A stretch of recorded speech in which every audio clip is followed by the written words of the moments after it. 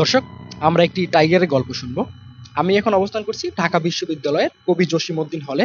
এই হলে ২০১৩ সাল থেকে বেড়ে ওঠা একটি টাইগারের গল্প। টাইগার খ্যাত এই কুকুরটি ২০১৩ সাল থেকে বেড়ে ওঠে ঢাকা বিশ্ববিদ্যালয়ের কবি জসিমউদ্দিন হলে।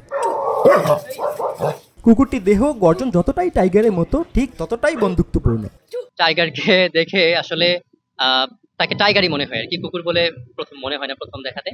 কারণ হচ্ছে তার যে অবয়ব, তার যে স্বাস্থ্য, এটা দেখে আমি নিজেও হচ্ছে মাঝে মাঝে হচ্ছে অনেক বেশি হিংসা, মানে আমার হিংসা হয় আর কি। কারণ টাইগার হচ্ছে আমার থেকে সিনিয়র। আমরা যখন ফার্স্ট ইয়ারে যখন আসলাম হলে, তখন আমাদের সিনিয়ররা বলতো যে হল গেটে আসলে এই টাইগারকে যেন মাস্ট সালাম দিতে হবে, কারণ টাইগার হচ্ছে কি আমাদের থেকে সিনিয়র। মানে ভাইরা বলতো যে এই ক্যাম্পাসের প্রতিটা কুকুর বিড়ালও তোদের থেকে সিনিয়র, আর টাইগার হচ্ছে তাদের থেকেও সিনিয়র।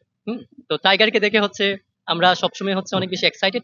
আর টাইগার নিজেও হচ্ছে অনেক বেশি ভালো কুকুর, কারণ এটা হচ্ছে আমাদেরকে দেখলেই হচ্ছে লেজ নাড়িয়ে হচ্ছে এটা অনেক বন্ধুত্বপূর্ণ আচরণ করে আমাদের সামনে আসে, খাওয়ার জন্য হচ্ছে সবসময় ইয়ে করে। আমরা এটাকে অনেক আদর করি। আসলে টাইগার আমাদের জসিমউদ্দিন হলের একটা গর্ব। প্রথম বর্ষের সিনিয়ররা বলতো যে টাইগার তো সিনিয়র, কারণ এই হল না শুধু ক্যাম্পাসের সবচেয়ে বয়স্ক এবং সিনিয়র কুকুর হলো এটা। বলতো যে হল গেটে টাইগারের সাথে দেখা হলে সালাম দিবে। আর কুকুরটা এত বিলাসী যে এটা সারাদিন শুয়ে থাকে, বসে থাকে। আমরা খাবার দেই বা আমাদের যে সিনিয়ররা ছিল তারাও দেখলে এটারে অনেক আদর করে। আসলে এটা দেখলে আমার হিংসা হয় যে একটা কুকুর কিভাবে এত বিলাসবহুল হতে পারে। আর এটার অবয়ব মানে পুরো হলপাড়া এটার আন্ডারে চলে, হলপাড়া সব কুকুর এটা দেখলে সালাম দেয়। সিনিয়ররা বলতো যে তোরা জসিম পয়েন্ট থেকে হল গেট পর্যন্ত এটা দেখলে আগে সালাম দিবি, এরকম বলতো। আসলে টাইগারে দেখলে আমার সত্যি হিংসা হয়। কুকুর বললে আমরা সবসময় একটু নিকৃষ্ট জিনিস বুঝি, কিন্তু আপনি বিশ্বাস করেন আমাদের এই পুরা ঢাকা ইউনিভার্সিটিতে যারা ঘুরতে আসে, ইভেন ঢাকায়ও যারা আছে, এই তারা যে শুধুমাত্র জানে যে জসিমউদ্দিন হলে একটা কুকুর আছে নাম টাইগার, দেখতে আসলেও টাইগারের মতো। এই ব্যাপারটা আসলে আমাদেরকে অনেক আনন্দিত করে, অনেক উচ্ছ্বসিত করে। We are so much excited about that যে আমাদের হলে এরকম একটা জিনিস আছে, এটা অন্য কোনো হল বলতে পারবে না। জসিমউদ্দিন হলের দেখবেন আনাচে কানাচে সে শুয়ে আছে, যে আসছে সেই তার মাথায় হাত বুলিয়ে দিচ্ছে। তার এই সুঠাম দেহ নিয়ে কিন্তু তার কখনো কোনো সেরকম গর্ব হয় না, কিন্তু সে মানে অনায়াসে আপনার সাথে মিশে যাচ্ছে, যে বাইরে থেকে আসছে তার সাথেও মিশে যাচ্ছে।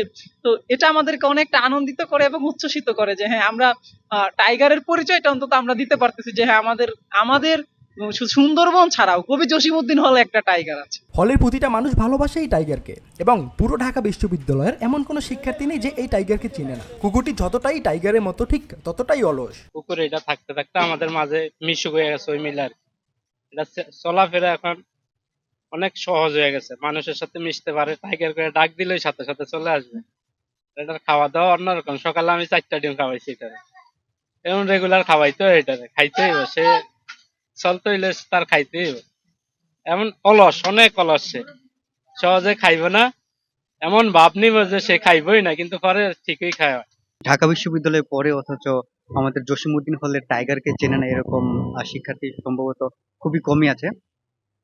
এটা একটা কুকুর, কিন্তু আমরা সবাই টাইগার বলে জানি, কারণ এর ভাবসাব, বডি ল্যাঙ্গুয়েজ সবকিছুই টাইগারের মতো। আমার মাঝে মধ্যে ওকে দেখে খুব হিংসে হয়, কারণ আমার জীবনে দেখা সবচেয়ে স্বাস্থ্যবান কুকুর হচ্ছে এটা। আর ওর কাজ সারাদিন শুধু ঘুমানো, খাওয়া দাওয়া করা, আর তেমন কোনো কিছুই নেই। তার গর্জন টাইগারের মতনই গর্জন।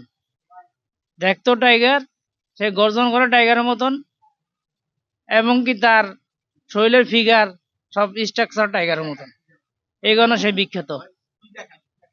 সে সব দামি দামি জিনিস খায়, সে বনরুটি খায় না। ডাই কেক, ডিম, এবং কি গোস্ত, সব পিজা, ফাস্টফুড জাতীয় জিনিস খায়। এই জন্য তাকে বিখ্যাত, টাইগার হিসেবে বিখ্যাত। বর্তমান ঢাকা বিশ্ববিদ্যালয় ও কবি জসিমউদ্দিন হলের এক ভালোবাসার নাম এই টাইগার। মাহমুদ রাত, ভিওডি বাংলা, ঢাকা।